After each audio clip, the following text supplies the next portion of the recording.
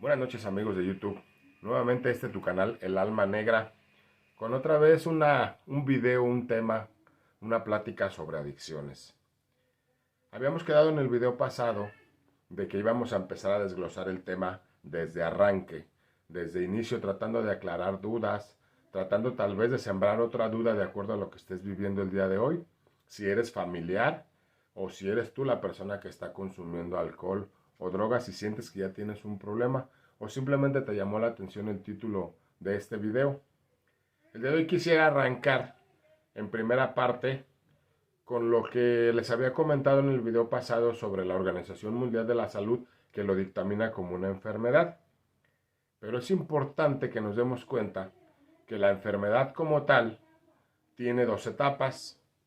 La tercera etapa normalmente se trata de no llegar a ella, porque pues ya se trata de perder la vida. La primera etapa es una predisposición natal o, o hereditaria o, ¿cómo se le llama el otro término? Una cosa congénita.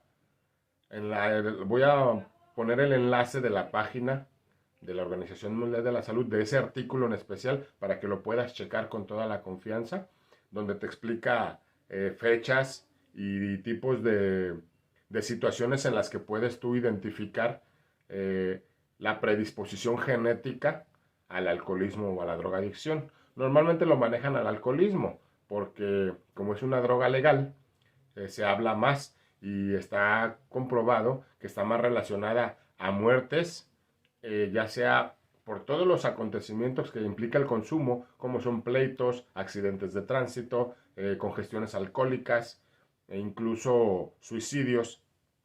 Hay más relación de muertes con el alcoholismo que con la drogadicción. Por eso se enfoca más a los términos sobre alcoholismo. A lo que iba era que tenemos entonces una predisposición genética. Ojo, para ti persona que estás viendo este video y tú consumes en exceso el alcohol o las drogas, y por eso es por lo que tienes esa atención ahorita puesta en el video, no tienes el 100% de responsabilidad con respecto a tu problema. Ahorita muchas personas todavía no lo consideran una enfermedad. Dicen que es un vicio, que es una mala costumbre, un mal hábito. Pero vamos enfocándonos a lo que es el inicio, la etapa primaria, ¿no? Esa predisposición genética, en mi caso, como te había platicado, que yo nada más te puedo hablar sobre mi experiencia y mi vivencia personal. En mi caso, pues mi familia y yo mismo a través de mi infancia y mi adolescencia, pues nunca me di cuenta que había una predisposición genética como lo marca en ese artículo la Organización Mundial de la Salud. Esa predisposición genética viene a relacionarse con un tipo de alergia. Estamos acostumbrados a escuchar el término de alergia como cuando es alérgico a los gatos, te arrimas a los gatos y te empiezan a producir estornudos, tal vez una picazón en la piel, ronchitas. En este caso la alergia es orgánica y funciona más en lo que son las cuestiones de los órganos internos. Pero para no meternos en mucho rollo medicinal, porque tampoco soy un experto en el tema, en lo que es la medicina, esa predisposición genética quiere decir que no todas las personas nacemos con esa capacidad de convertirnos en un alcohólico o en un drogadicto crónico, que es el tema que nos aqueja a nosotros. El alcoholismo y la drogadicción crónicos. Los que ya te llevan a problemas legales, los que ya te llevan a problemas familiares, sociales, laborales y todas las cuestiones de los asuntos que puedas ver en una sociedad, las drogas y el alcohol. En la etapa crónica ya te acarrean todo eso. Entonces vamos a enfocar a las personas que tenemos el problema, que tenemos una predisposición genética y de ahí se disparan las situaciones de la infancia. Me comentaba una vez un padrino en los grupos. Me decía, oye, ¿cómo es posible que tenemos compañeros que vienen de familias donde siempre ha habido una buena condición económica y tenemos compañeros de familias donde se criaron prácticamente en la calle de chavalitos, llegaron a la adolescencia y empezaron a consumir, o desde la infancia empezaron a consumir? Y entonces, ¿cuál es el parteaguas o la diferencia? O cómo podemos entonces enfocarnos a un tipo, a un rango de la sociedad para combatir alcoholismo y drogadicción en la cuestión de prevención? Y aquí es donde viene la experiencia que hemos adquirido con los años, precisamente al conocer a las personas, al asistir a los grupos de autoayuda, y conocer personas de otras regiones del país y nos vamos dando cuenta que la condición social y la condición económica no tienen nada que ver.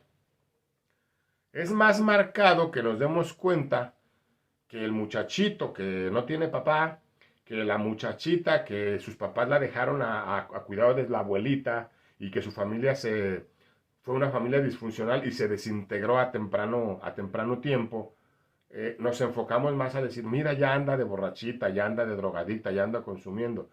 Porque tal vez en las familias de renombre y en las familias de buena posición económica no nos damos cuenta porque ni siquiera convivimos con ellos. Porque su nivel social les permite vivir en fraccionamientos privados, todo ese rollo que ya conocemos de la sociedad. Esa predisposición genética nos tiene preparado algo. No todos la tenemos. Yo vengo de una familia de 9 hermanos, hasta ahorita todos estamos con vida. Somos 9 hermanos en esa familia. Y soy la única persona que llegó al problema de drogadicción crónica. Yo no sé si mis demás hermanos algún día consumieron o no consumieron, no es mi asunto, pero ninguno tuvo un problema crónico de drogadicción. Entonces la predisposición genética la traigo yo. Las circunstancias familiares en la infancia, se podría decir que a mí fue el que mejor me fue. Soy el menor de 9 hermanos y fue el que mejor me fue.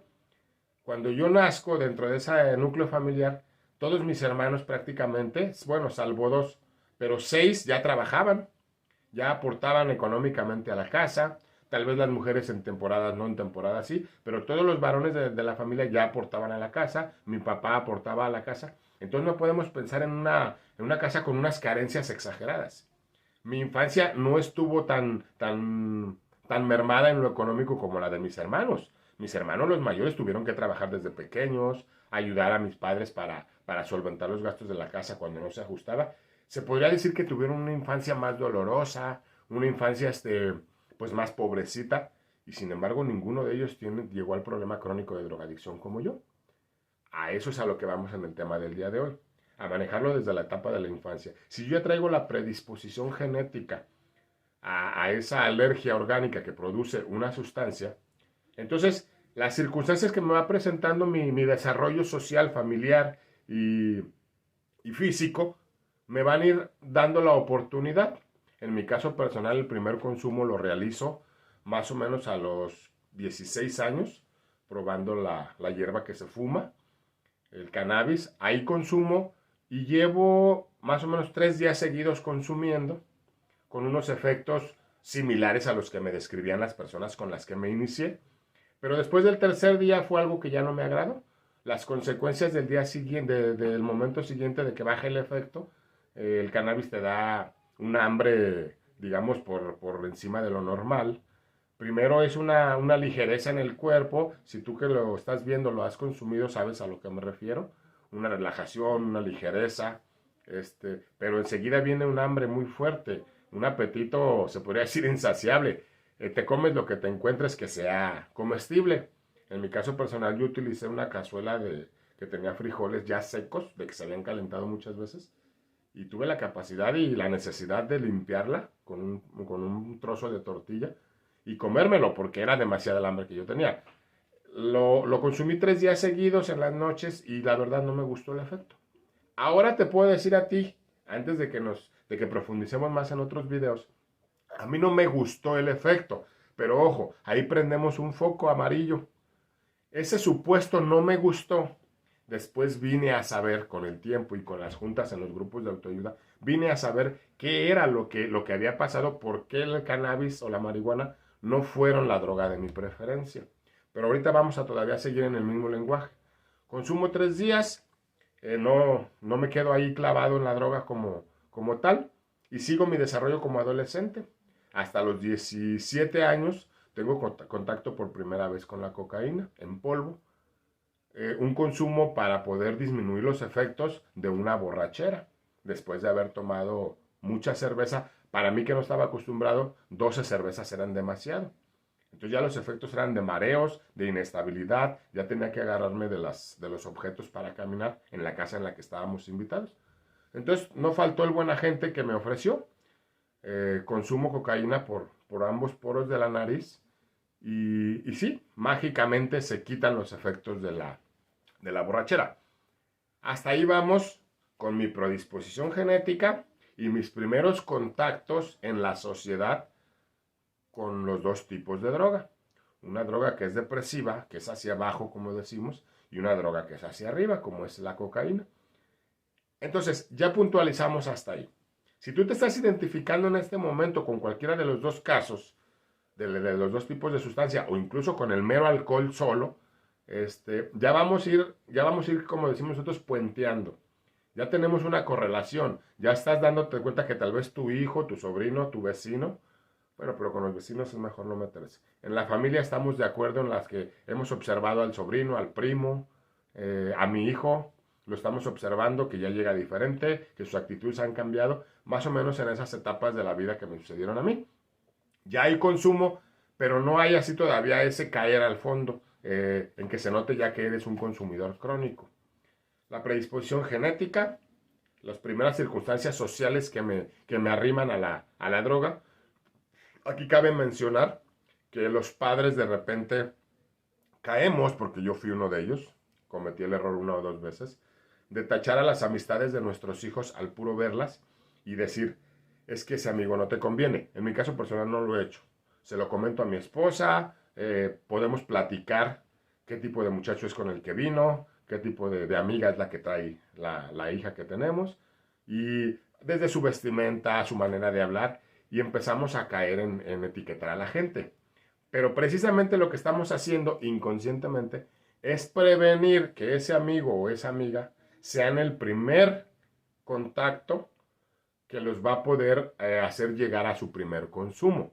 En mi caso personal yo platico todos los días cuando hacemos charla familiar, todos los días sale a relucir mi enfermedad y mi carrera como drogadicto y alcohólico. Entonces, en el caso familiar ya está, diario hay una prevención, diario hay platicarles mis experiencias, pero vamos a lo que nos trae el video.